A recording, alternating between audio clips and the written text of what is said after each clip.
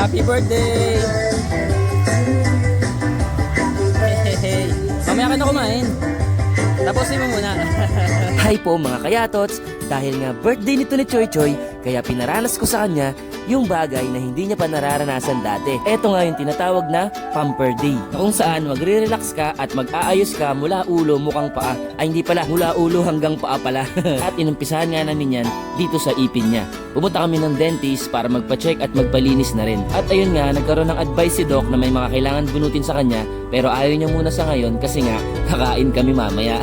Pero bago nga kami kumain, pinaayos ko muna itong buhok niya kasi alam ko nga na gustong-gusto niya rin magpaayos ng buhok. Kaya from this to this. At syempre, siya na rin pumili ng design at kulay na gusto niya. Syempre, araw na yan eh. Panigurado, abot langit ang tuwa ng mokong. At pagkatapos, dinala ko naman sila sa isang mamahaling restaurant na hindi ko alam kung kaya ko bang bayaran. Aray mo. Pero grabe dito sa napuntahan namin, ang daming pagkain, tas mukhang masasarap pa. Buffet kasi to mga kayatots, eat all you can. Kaya pati tuloy itong si Ching Ching ay tuwang-tuwa. Mas mukhang excited pa kaysa sa may birthday. Dito, wantusawa talaga sa pagkain. Grabe sa sobrang dami. Malilito ka na nga lang mga kayatots kung ano yung gusto mong unahin. Kaya yan, dito nga kuha na lang ng kuha tong si Choy Choy. At sa part nga na to, meron pang nakakilala sa atin. Ayun si ate na kumakaway sa kabilang table. Shout out po ate. Pero di pa rin nagpatinag itong si Choy Choy. Kuha pa rin ng kuha ng pagkain mga kayatots. Ano ba naman kasi? Sinabihan ko kaya sila na sulitin nila to kasi minsan lang kami kakain sa mga gantong klaseng restaurant. Ang mahal kasi mga kayatots,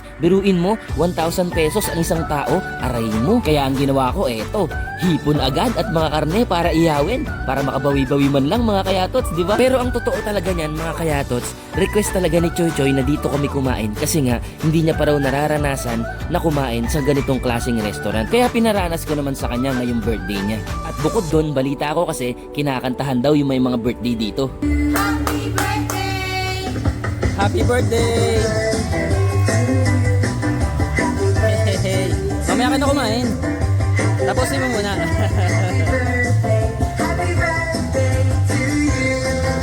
Hi, nak. Birthday ni Mama.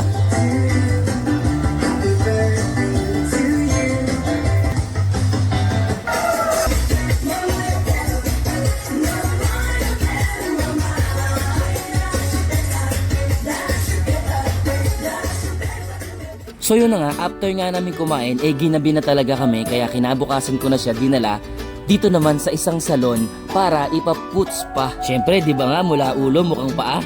Kaya damay sa Pamper Day yung mga paa niya na sobrang pagod na rin. Kaya ngayon, eto na yung pinaka-last na treat ko para sa birthday niya.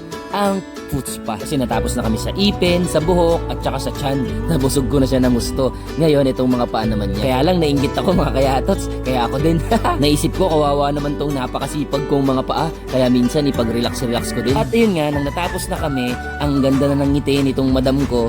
Samantalang ako, eto, butas pa rin yung bulsa. Aray mo, 2 araw na nabutas yung bulsa natin mga kayatots. Pero okay lang. At least, napasaya ko naman itong si Choy Choy. At yun nga, dito na nagtatapos ang vlog natin mga kayatots. Maraming salamat po sa pagsama sa amin dito sa Pamper Day ni Choy Choy. You know, ngiting tagumpay oh.